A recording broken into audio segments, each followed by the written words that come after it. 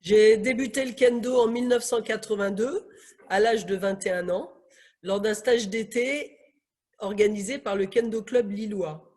Je pratiquais à l'époque le judo de haut niveau avec mon mari et entraîneur Jean-Claude Bouzic. Celui-ci désirait découvrir un autre art martial et nous avons donc décidé de choisir le kendo après avoir essayé l'aïkido. Nous avons donc cherché un stage d'été afin de découvrir le kendo et nous avons trouvé l'enseignement de Jean-Pierre Rec Sensei.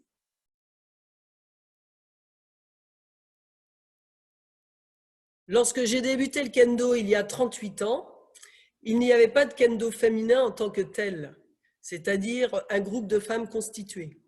Il y avait des femmes isolées dans leur club et uniquement des kyusha. Au début des années 80, nous étions que 2 pratiquantes à suivre les entraînements équipe de France avec l'équipe de France masculine, Marika Fournier et moi-même. Le premier championnat d'Europe officiel en 1989 à Amsterdam a permis de créer un groupe féminin en tant que tel.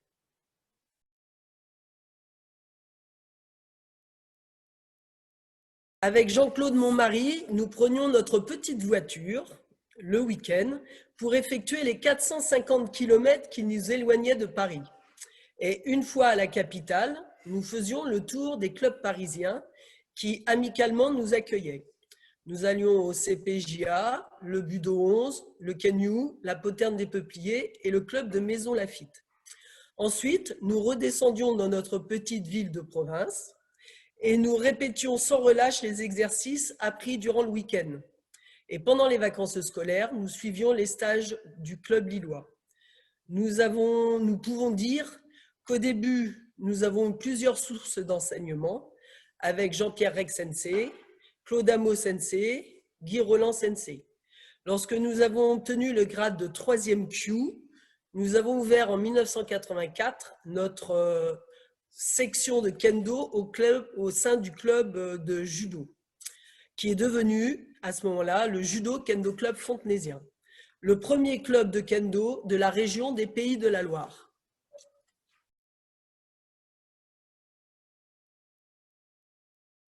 Le kendo français féminin s'est développé petit à petit. En 1984, il y avait un championnat de kendo féminin Kyusha. Puis, en 1988, le premier championnat de France de kendo Yudansha. Et en 1989, le premier championnat d'Europe. 10 années plus tard, en 1999, il y avait 456 femmes qui pratiquaient le kendo en France, dont 94 Yudansha. Et 30 ans plus tard, en 2019, nous étions 935, dont 235 Yudansha. Dans tous les clubs français, il y a des pratiquantes. Par exemple, dans ma région des Pays de la Loire, sur 9 clubs actifs, tous possèdent des femmes Yudansha.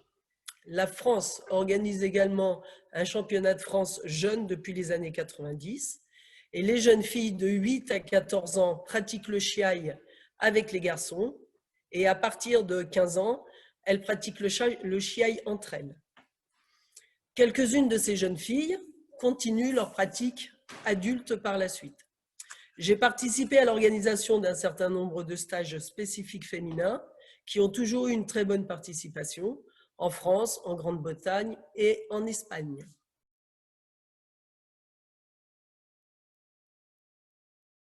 Dans ma jeunesse, j'aimais lire les livres de bande dessinée de Dr Justice, ce médecin humaniste de l'OMS qui parcourait le monde et jouait les justiciers en pratiquant les arts martiaux, le judo, le jiu-jitsu et le karaté. Dans toutes ces aventures m'ont donné envie de m'inscrire à l'âge de 13 ans dans un club de judo.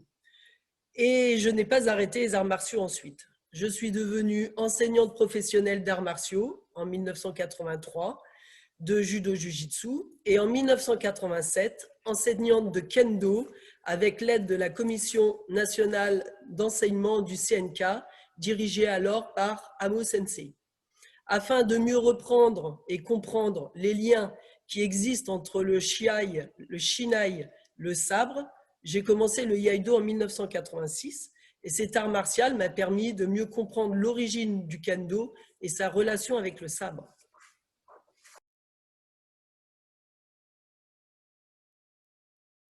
Issu du kenjutsu, le kendo est une discipline moderne du budo.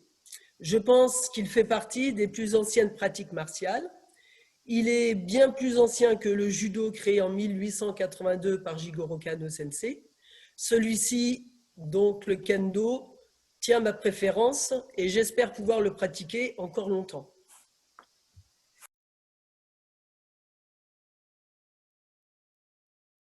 Lorsque les parents pratiquent ensemble le kendo, les enfants ont envie de les imiter. Sylvain et Léo ont pu profiter de la section enfants que notre club a créée en 1987.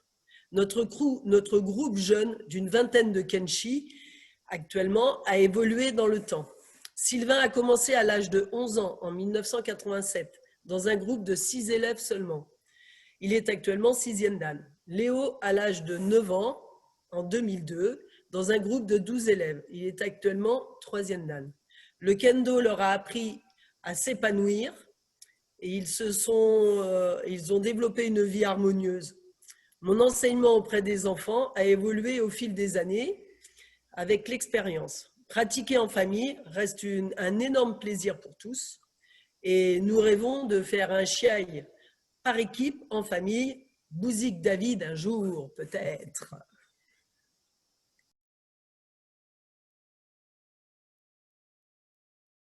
Cela a demandé de l'organisation, mais le fait d'être mère ne pose pas de problème en soi. Bien sûr, lorsque les enfants sont petits, cela nécessite une organisation familiale plus importante. Mais avec l'aide du papa, des grands-parents, des amis et des babysitters, il est toujours possible de s'organiser. Le moment le plus difficile ne sont pas les entraînements hebdomadaires, mais les week-ends de stage et de compétition. Cependant, lorsque les enfants pratiquent et grandissent, ils peuvent toujours accompagner et participer. Et à ce moment-là, cela devient génial.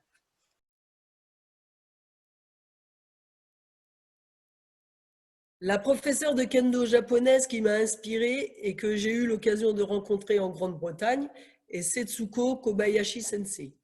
Elle m'a permis de progresser aussi bien dans ma pratique personnelle que dans mon enseignement, notamment sur une meilleure utilisation de l'énergie et la capacité à s'adapter et à faire évoluer sa pratique dans le temps. Le professeur de kendo japonais qui m'a inspiré également et qui m'a reçu plusieurs fois chez lui est Masatake Sumi Sensei. Il m'a enseigné la pratique du kendo à long terme et m'a donné des outils pédagogiques pour la retransmission du kendo à mes élèves.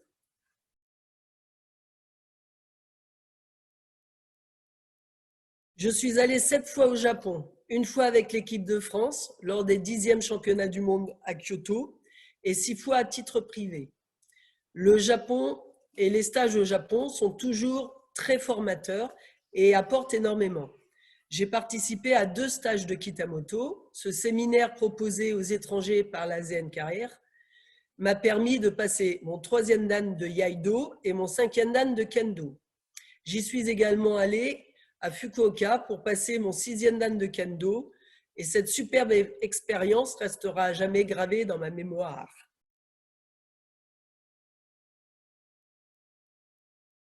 Je pense que l'on peut toujours progresser en kendo. Même si le corps vieillit, nous pouvons constamment adapter notre pratique et prendre plaisir. Je pense que le kendo fait partie des rares arts martiaux que l'on peut pratiquer à un âge avancé. Tout pendant que mon corps me permettra de bouger, je continuerai à m'amuser avec mes partenaires kenshi et je n'envisage donc pas son arrêt.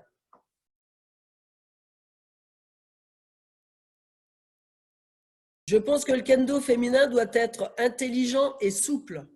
La femme ne peut pas rivaliser en vitesse et en puissance physique face aux hommes. Elle doit donc développer un sens aigu de l'adaptation afin de mettre en œuvre des stratégies de construction, de combat face à des adversaires différents et plus puissants.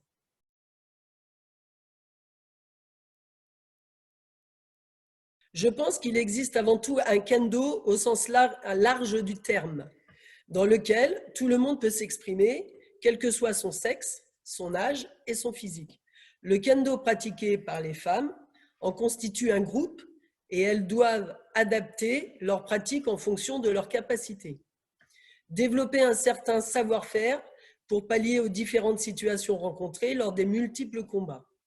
Pour cela, elles doivent s'entraîner pour progresser et améliorer leurs points forts. Il y a donc bien un kendo féminin. Actuellement, les femmes restent encore isolées dans leur club et les stages féminins restent trop rares. Je pense que plus de rencontres seraient bien accueillies par pas mal de pratiquantes.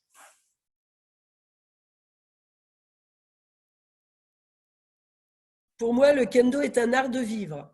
Il permet de partager, de comprendre l'autre et d'échanger. C'est un excellent passeport multiculturel. Il fait voyager, aller à la rencontre des autres. J'ai pratiqué le kendo sur presque tous les continents et il me permet de me remettre en cause constamment et de faire progresser ma personnalité.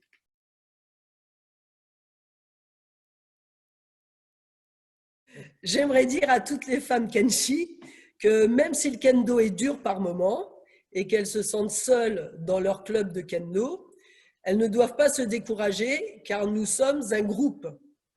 Le kendo est un excellent art martial qui permet une longévité extraordinaire si l'on sait adapter sa pratique à son corps qui évolue dans le temps. Donc courage à toutes.